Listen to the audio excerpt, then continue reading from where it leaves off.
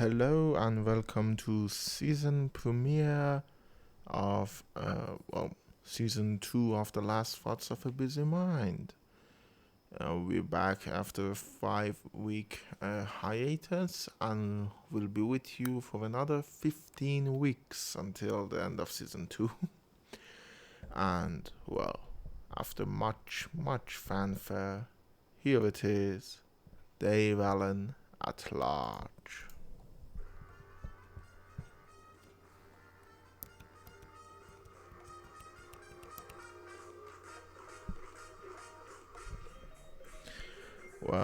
Usually in a better produced podcast, this is where they would perhaps edit in the soundtrack, but no, no, this is not how we do it here on The Last Thoughts of a Busy Mind.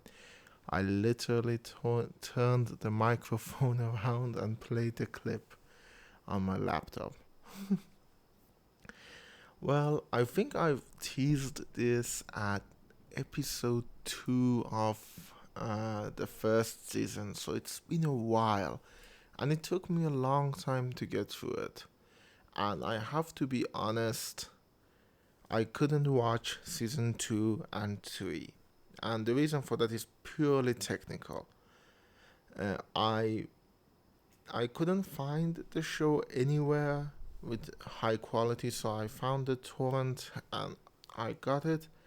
Now season 1 had a good quality. Season 4 and 5 had acceptable quality, but season 2 and 3 were really bad. The audio was actually so bad I couldn't understand what they were talking about, which is not good because most of the jokes in Dave Allen at Large are coming when Dave Allen is sitting and telling you the jokes, so the audio is actually quite important.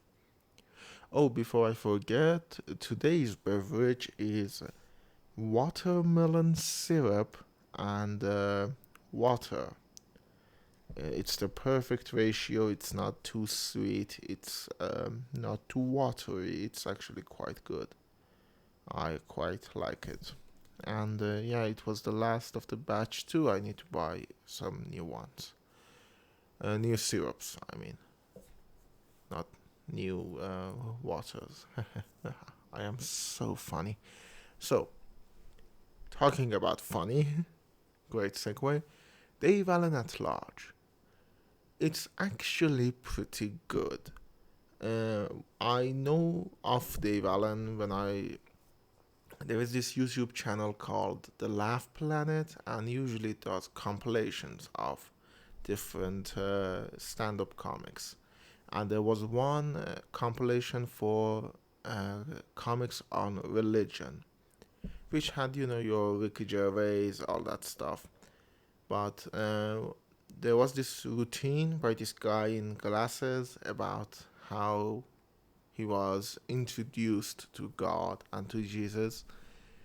And if you haven't, you probably can find it. Just search Dave Allen on religion and you can see him. He's older in that. And it was incredibly funny. I mean, laugh out loud funny. And I looked at the comments because they usually say, who is the guy in the compilation, and someone said Dave Allen. I searched for him. I saw a couple of his specials, stand-up specials, like Dave Allen on Live, and after that I realized he had a show, and I found the show, and I started watching it, and it is good. When it's good, it's really good. Not Monty Python level good. I'm coming back to Monty Python because they came out around the same time, so there is a lot of correlation there, but it is good. It is really good. I'm sorry, I'm coming closer to the microphone. I think my voice is better this way. By the way, if you hear that noise in the background, it's a fan. It's quite hot still for me, so I have a fan blowing in the room. So yeah, I know it's nearly winter, but come on. It's supposed to snow today, by the way. It's 5 a.m. as I am recording this. And okay, pros and cons. Let's start with the bad stuff first. Dave Allen at large is quite racist. Now, the thing is, it's from a different era, and as much as I praise Monty Python, they did also have some racist sketches. There is one that I sort of remember where Eric Idle plays a Native American. It's quite racist. But the thing that caught me off guard about Dave Allen at Large is how blatant it is. Especially in regarding to stereotypical Asian characters. I mean, he does a Spanish character too, Hispanic character, and it is again kind of racist, but it is not as racist as his Japanese character. He does the voice, he has the makeup. It's not Breakfast at Tiffany's bad, but it is bad. It's really bad. It makes me uncomfortable to watch the show, which is not something that needs to happen when we are watching a comedy show.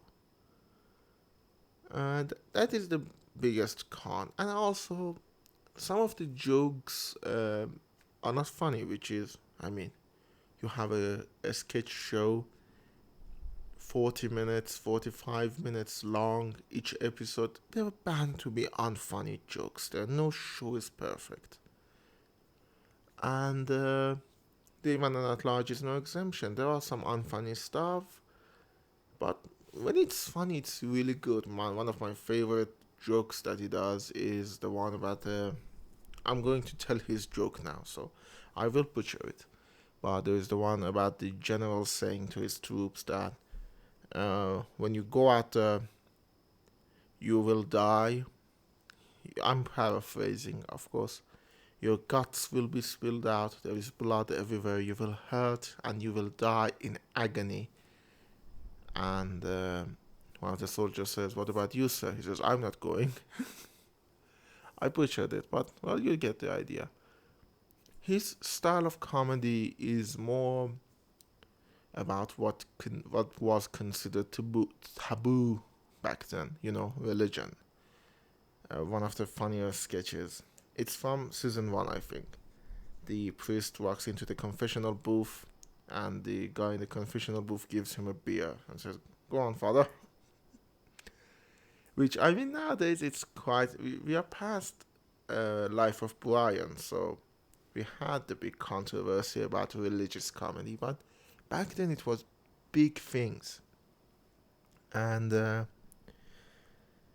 way Dave Allen tells you a joke is not cynical in a way.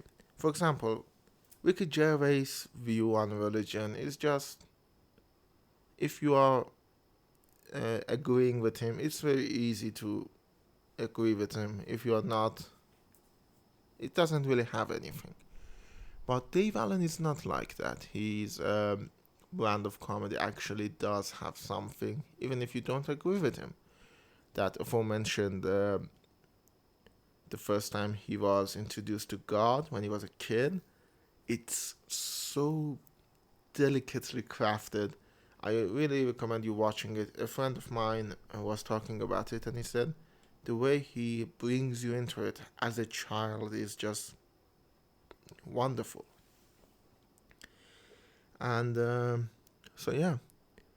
And the show really does have that. There are jokes that are carefully crafted and will just will catch you off guard. And I mean, wow, I laughed a lot more than I expected, and it's a good thing. I really recommend you give it a go if you can find a better quality for season 2 and season 3.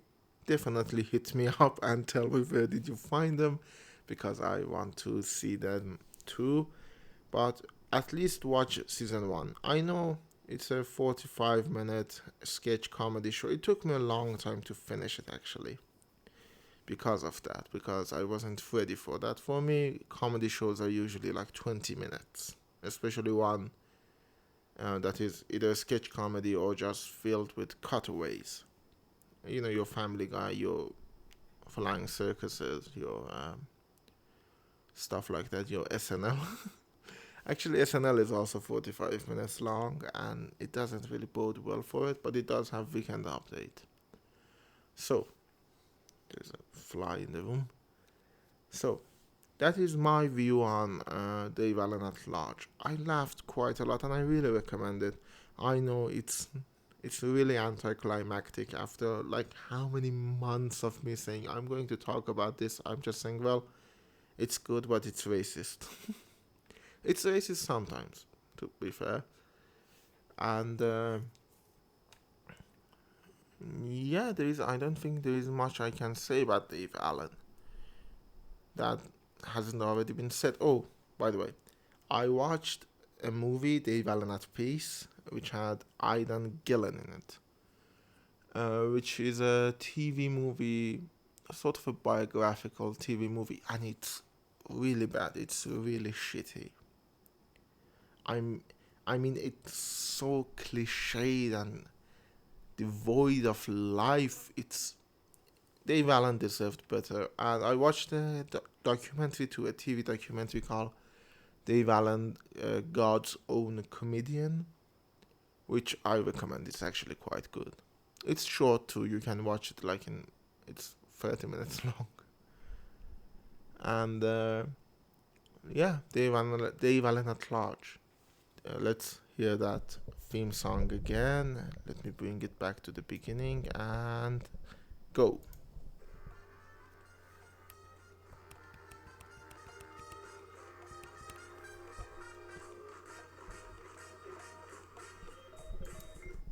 So yeah, I'm going to stop it this time. Last time I did a gradual fade, but it wasn't fooling anyone. So yeah, we have 8 minutes left and nothing to talk about. But no, actually, there are quite a things to talk about. This is just general stuff that happened in these 5 weeks.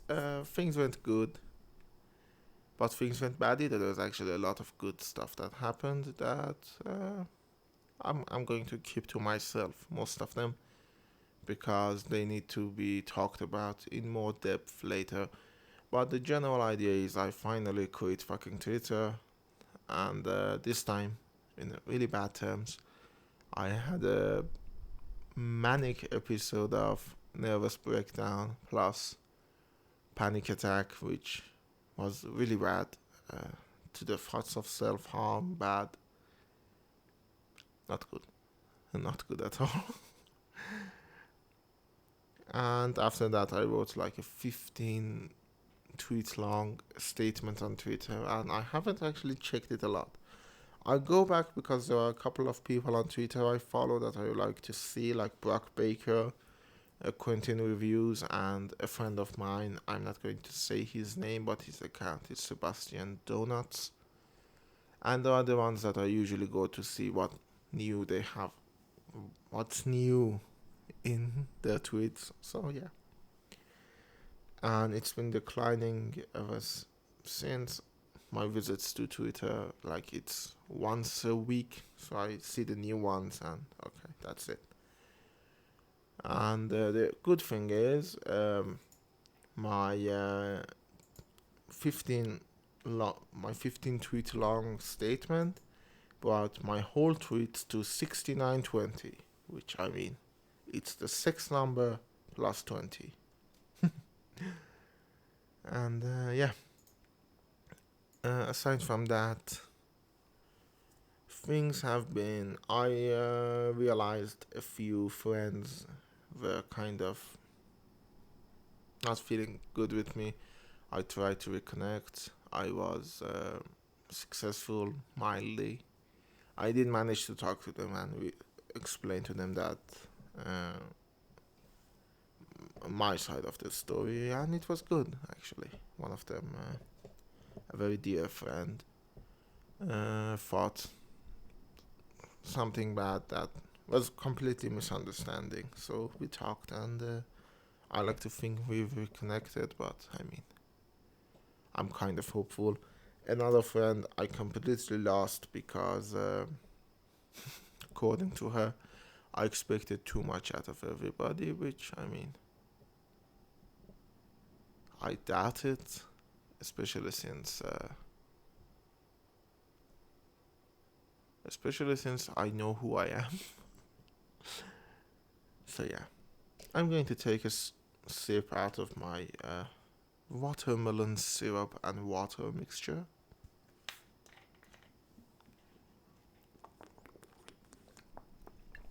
By the way, I think I've talked about it in a relocation depression that I've moved houses from my mother's house to my father's house, and I've been drinking very unhealthily here. And I don't mean alcohol, I can drink alcohol, sugary stuff. Um, okay, this is where I need to take a good long look at my life, but I've been drinking like 1.5 bottles of Coke Zero, like one every 2 days, or at some weeks throughout this time, one each day, which is not healthy. I don't need to tell you how unhealthy it is. So yeah, there is also that. And my movie is hitting road bumps. I still have no set to film in, and I haven't actually recorded that thing I said about behind the scenes. When I get my set, I will start recording, and yeah, because the movie has been postponed quite a while because my actor had previous engagement and he warned me about it, so there's that. But I still don't have a location to film in. I am looking at quite a few at the moment and I hope to find some.